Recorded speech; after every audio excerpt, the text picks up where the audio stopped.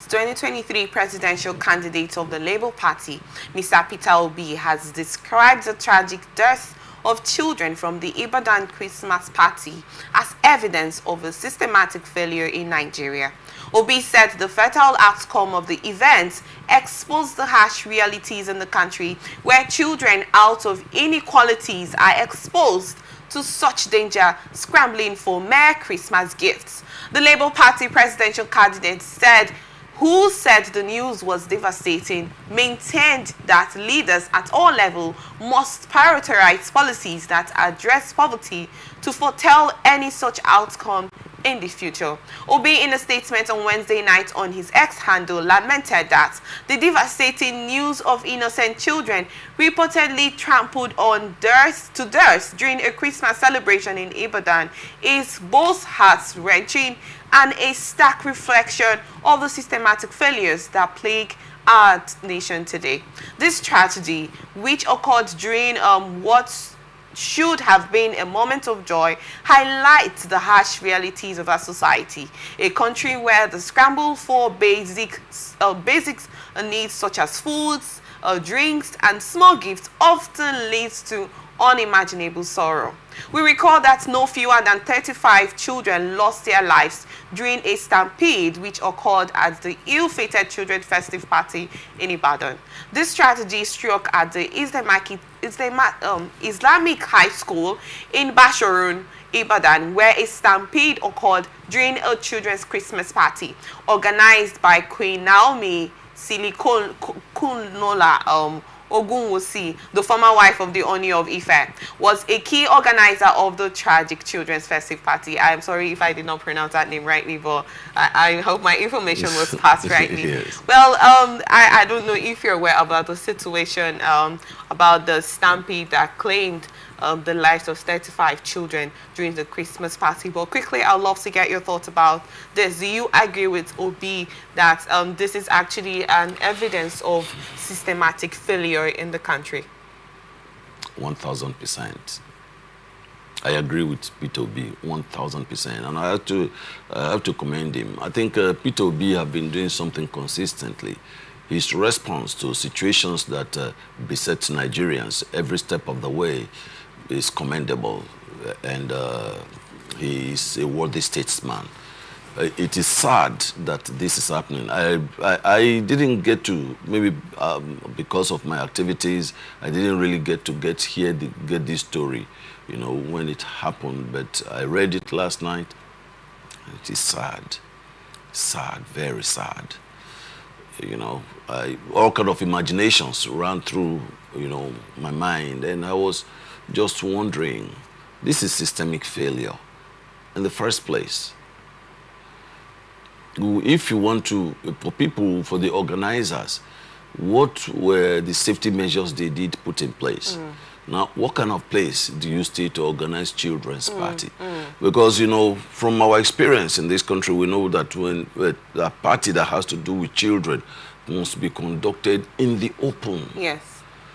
In the open, very open, so that the situation that you're having, let me say 100 children, you should have a field where children can go in any direction. And of course, you put the measures, the safety measures in place. You have people around to safeguard them, to watch over them and all that, you know. But from what I'm seeing, I don't know the place that was used for that party.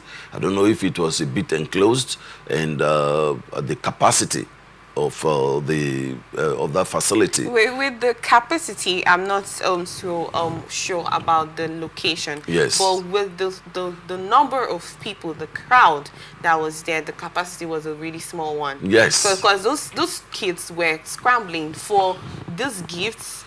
You know, and you know how the kids are when you're trying to share gifts to them. Everybody wants it at the same time. You know, so I'm sure that adults actually got involved in that situation, and that was where the whole stampede situation got in. And some of the little kids that couldn't, you know, work for themselves, or, you know, pull themselves, you know, out of the crowd got, you know, stampede into the situation and lost their lives. Yeah, and to deepen Obi's thoughts on this, we understand why that is, that children will have to scramble for basics, for basic things like Christmas gifts, and at the end of the day, you check out what were those things that were in the pack. You know, children will have to scramble for it. It talks to our situation, to the level of inequality. It talks to the level of poverty, pervasive poverty in the country, and how people, you know, the fact that, and that's why it is easy for people in authority to do everything to weaponize poverty, and that is why it is easy for people, for young people to be lured with nearly insignificant things to make them to lure them from what their focus should be into things that are antisocial. That is why these are the reasons, and a lot of people will not understand it, because when you look at this in a place like Ibadan, and you take this situation to a place like Sokoto, you take this situation to a place like Borno, to a place like Katsina, you will understand what we are saying. And that's why it's able for people to be lured into antisocial activities. That's how we had terrorists recruiting young people to go into crime, you know, to go into crime and things like that. And this is exactly what Obi is talking about. Every regime, every administration must do something to check it. Education, through education, working on eradicating poverty eradication, working for the administration to have food security in place. These are the things. These are the things we have to. These are the things. That is why, you know, I'm surprised that any government will be comfortable. Actually, a government is supposed to, every government, at every level, local government, state governments, the federal government, they are supposed to be on their toes all the time. The government cannot relax. For the time that that administration will be in place, you're supposed to be on your toes. Okay. You check out what could be done for the people to be a lot more comfortable. And that is why you cannot come in and say that at this point the administration that was there before achieved so much, so you can no, relax. You don't relax.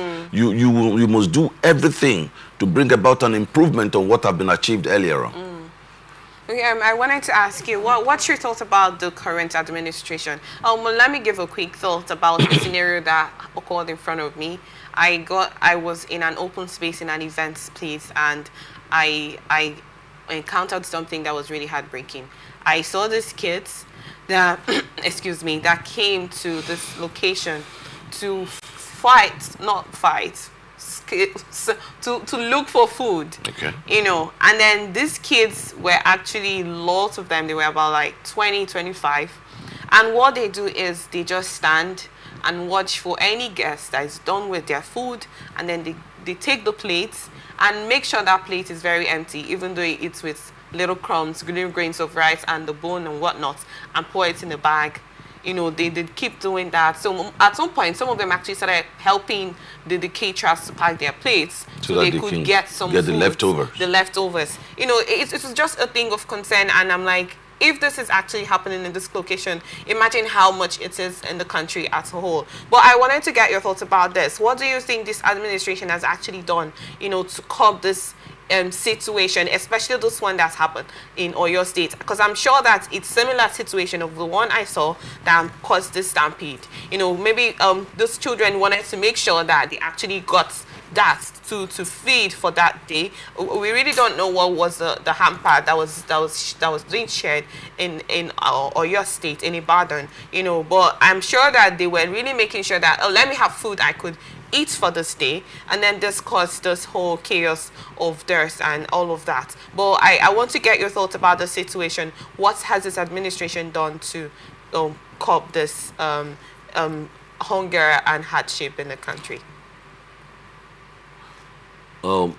Chidima, what you just said brought back memories. You know, your own experience, and we are now trying to relate that to what happened, to link that to the situation that came up in to what happened in Oyo State. I tell you, and that's why I said it earlier on that no government is supposed to relax. You don't. You're in charge of a government. You're also supposed to rest on your oars, because now we had a president in this country. For me, I say that government after government in this country, we've been in a state of perpetual. The economy have been in the woods always. I can pinpoint the time when this country was doing well. I mean, in recent times. Okay. And I say that these regimes were that of President Obasanjo and that of President Goodluck Jonathan. Before that time, we had a president in this country when, at a time when people were going through grinding difficulty, grinding poverty, you know, when people couldn't feed. When we had a structural adjustment program running in this country, which was actually supposed to be, by my estimation, is the most profound economic program that any government in this country have embarked upon. But let me tell you what the problem was, and the experts who came in to evaluate the program, they said the same thing, that the problem was that the problems, the difficulty, the pain of that program was being felt by all Nigerians. But the gains were not going round. They were not allowing the gains to trickle down. What does that suggest to you? It's corruption, high-level corruption. So whatever gains that would have come as a result of that painful adjustment remained there at the top class among these people.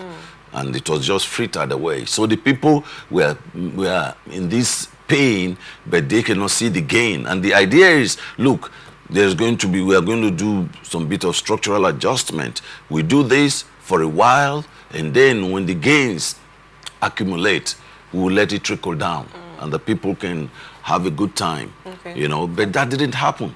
And when people were crying, the president at that time said that he's surprised, and that okay, no, he didn't say he's surprised. He was surprised. He said that no matter how difficult it is, Nigerians are not feeding from dustbins yet. But you just said it now. Children are standing by. Children who stand by to wait for leftovers, and they rush it, and they scrape this leftover, and then that's what they are taking home. Let me tell you something. I'll tell you. Most of these children you're seeing were sent to go do that by their parents. You see, that is the reality of the situation. That is how bad it is.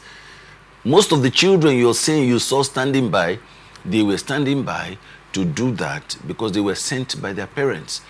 And when they get home, and that is why you see them rushing it, to the point that they will now have to get that subservient. They have to work with the caterers, with the waitresses, to say, let me help you. And then they help, and that leftover they get. Some of them will have to stay around with the waiters until the function is over, so that the waiters can give them whatever they give. Because if they do not do it, their parents will not be happy with them.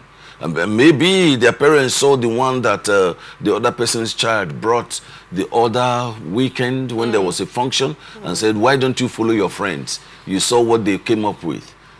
And that's what they are going to eat. But when we talk about these things, it will appear that we are becoming a lot too emotional about this type of things. Draws tears to your eyes and things like that. So that's how bad it is. I can tell you, the Ibadan children that met with that ill-fated condition, that came up to that ill-fated program, most of them were sent there by their parents. Okay. Because they talked about they should come and get Christmas gifts. They sent their parents. And food, whatever they can get, they take home.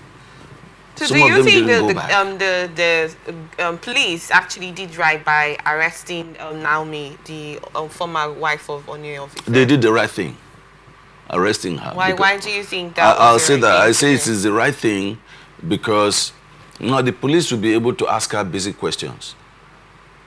If you want to do something for the children, which is good, Okay. you have to do it right. We are talking about children. They represent what the future of this nation will be about. It is not. It is. There is no gainsaying that that's who children are, and that's what they represent. There are some people who are leading lights in this country right now that can recall their childhood days, and they know how it was. You understand? And so they will be able to ask her basic questions. Okay. What happened? What did you do? What conditions did you put in place for you to start inviting people for this kind of function? Okay. And if these conditions were not in place before before setting out to have this kind of function or this kind of program, well, the police can make her account for what happened. Because lives have been claimed in this situation. Yes, we have lost lives, precious children. He has to he will have to be made accountable. You have to be held accountable.